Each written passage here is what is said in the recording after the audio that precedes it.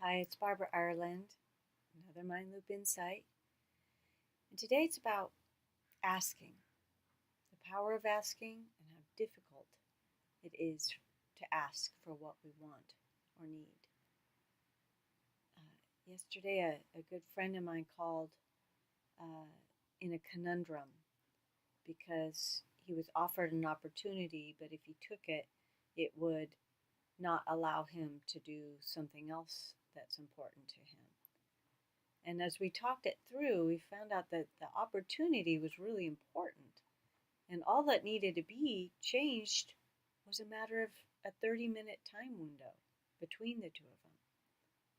And so what we came up with is, or what he came up with, was the first thing to do was to just ask the people with the opportunity to see if they would move their event 30 minutes earlier. Guess what? They did. But why is it that's not the very first thought that pops into our head, which is simply asking for what we want or need instead of feeling like something is solid and there's no way to get through it. And we have to make a choice based on just the information we currently have. And I've thought, asking has been very difficult for me for a lot of my life. Thankfully, not since I've been working on my mind loops, but it took a lot of work to get to the point where I can ask. And it's still not easy for me either. I found this really great piece of a book by Amanda Palmer. Her book's called The Art of Asking. And I wanted to read it to you because I thought it was very insightful. Everybody struggles with asking. From what I've seen, it isn't so much the act of asking that paralyzes us, it's what lies beneath. The fear of being vulnerable, the fear of rejection, the fear of looking needy or weak, the fear of being seen as a burdensome member of the community instead of a productive one. It points fundamentally to our separation from one another. American culture in particular has instilled in us the bizarre notion that to ask for help amounts to an admission of failure. But some of the most powerful, successful, admired people in the world seem to me to have something in common. They ask constantly, creatively, compassionately, and gracefully. And to be sure, when you ask, there's always the possibility of a no on the other side of the request. If we don't allow for that no, we're not actually asking. We're either begging or demanding. But it is the fear of the no that keeps so many of us, so many of our mouths sewn tightly shut. I thought that was amazing because it's what's underneath the fear. What is the fear about? Are we worthy of this request we're asking? Are we afraid, so afraid of the rejection of the no, that we're not even going to ask? So, how about you? What is it today you really want to ask someone for?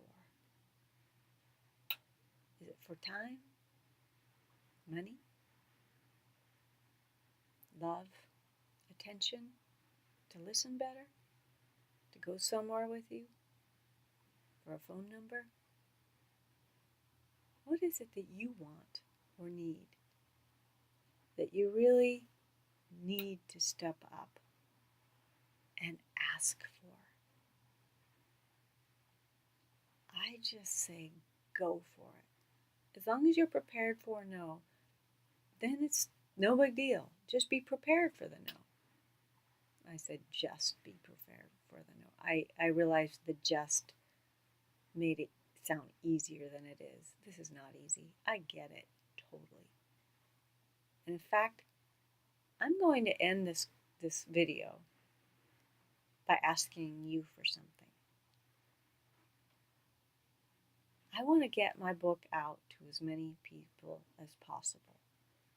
I just did a presentation at Boeing, and at the beginning of every course I do, I ask them to rate how they're feeling with anxiety or whatever the issue is they're dealing with, from 0 to 10. 0 meaning this issue isn't bothering me at all. 10, it's really affecting my life in a negative way. And then we do the 3-hour class, and at the end of the class I have them re-rate it and find out if that number shifted. Now, four people told me their numbers. One went from 8 to 3, and another went from 8 to 2. That is the level of intensity or anxiety they were feeling about this issue, went from 8 to 2. So, when I left, I thought about how much I want to get this information out to people more and more and more, because it's dramatically changed my life, as you know, and it's changed the life of so many people that I've worked with. So what would really help me get this information out to more people and make a more happier freaking world is if you wrote a review on my Amazon page for my book, How to Stop Negative Thoughts. A review really helps get it out to more people. So that's my request. You can say no. I know everyone's busy, but if you got something from my book, or you've gotten something from these videos, or you've been in a course of mine and you really enjoyed it and you got something out of it, then I would love it if you could write a review. And I'm going to put a link in this description below the video to the book, and another little link about how to write a review. It's under a minute, this second video. It's just to give you the technical things in case you've never done it before.